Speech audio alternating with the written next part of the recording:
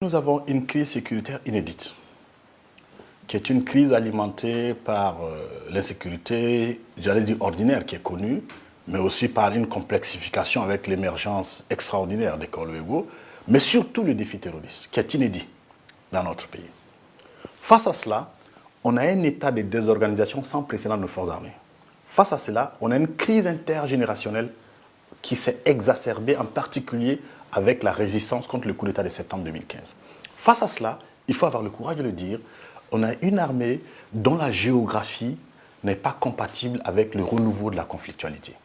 C'est un travail de recherche de Free Afrique de 2013 qui montre que la géographie de nos forces armées et sécuritaires est une géographie inefficace et antidémocratique. Qu'est-ce que je veux dire par là? Que les plus grands lieux de concentration de l'armement et des hommes et de la force armée et sécuritaire sont dans nos villes. Ils sont aux portes de nos institutions constitutionnelles comme la Cour constitutionnelle, des lieux de pouvoir. Pendant que le renouveau sécuritaire montre précisément avec le corps légaux qu'il y a une grande insécurité qui se déverse en particulier à l'intérieur du pays. Ce n'est pas là qu'il y a que la géographie de la sécurité est la plus dense. Et que, deuxièmement, le renouveau terroriste fait que la conflictualité s'est renouvelée également. Et par conséquent, ce n'est pas la disposition géographique actuelle des forces armées qui est en cohérence avec celle du renouveau sécuritaire, du renouveau de la conflictualité. Ça fait depuis 2013 que nous indiquons cela. Nous disons que si on ne revient pas sur cette géographie, on n'est pas à mesure d'avoir un système national efficace contre les menaces actuelles et les menaces potentielles. Mais ça, c'est un travail de moyen terme. Il y a un travail de court terme qui concerne aussi la question de la corruption dans l'armée. Il faut avoir le courage de le dire. Le rapport de la Commission de la réconciliation nationale et des réformes indique de façon très explicite une expression que je mets entre les guillemets du rapport qui dit « les finances publiques de l'armée sont quasiment hors contrôle ». Qu'est-ce que le rapport a voulu indiquer? Que dans notre pays, le ministère de la Défense n'a pas jusqu'à aujourd'hui encore de service de contrôle financier. Que dans notre pays, les régies de l'armée collectent ce qu'elles veulent et le ministère des Finances est mis devant le fait accompli. Que dans notre pays, les missions onusiennes ont été des moments de corruption intense dans l'armée. Que dans notre pays, l'armée a connu récemment un grossissement de sa tête avec des élites militaires qui sont truffées aussi d'élites corrompues. Et que cela alimente la crise de commandement.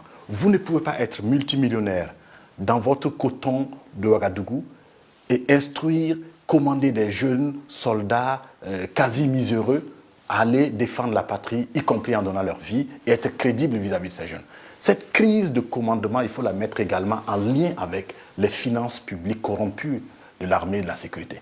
Parce qu'il ne s'agit pas simplement, à l'occasion de l'assainissement des finances publiques de l'armée, d'avoir de l'argent pour faire l'investissement sécuritaire indispensable. Ce n'est pas seulement de ça qu'il s'agit.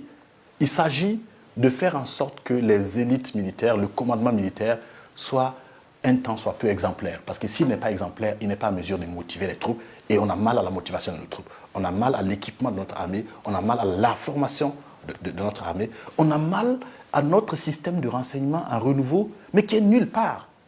L'Agence nationale du renseignement qu'on a annoncé, où est-ce qu'elle est en termes opérationnels?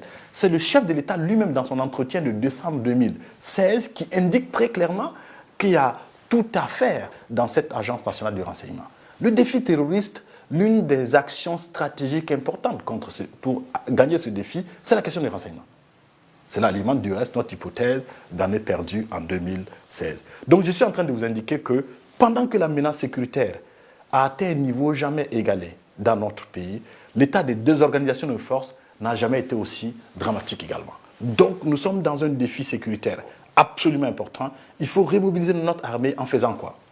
En l'équipant, en la formant, en revoyant sa géographie, en revoyant l'exemplarité de l'élite, en traitant la question de la crise de commandement, en assainissant les finances publiques de l'armée, mais surtout en faisant quelque chose de systématique, en refondant la doctrine, la vision, la stratégie, le dispositif opérationnel et l'ensemble des forces déployées au niveau tactique sur le terrain pour faire en sorte que le Burkina soit tout autre dans son organisation sécuritaire nationale contre une situation conflictuelle qui est également toute autre.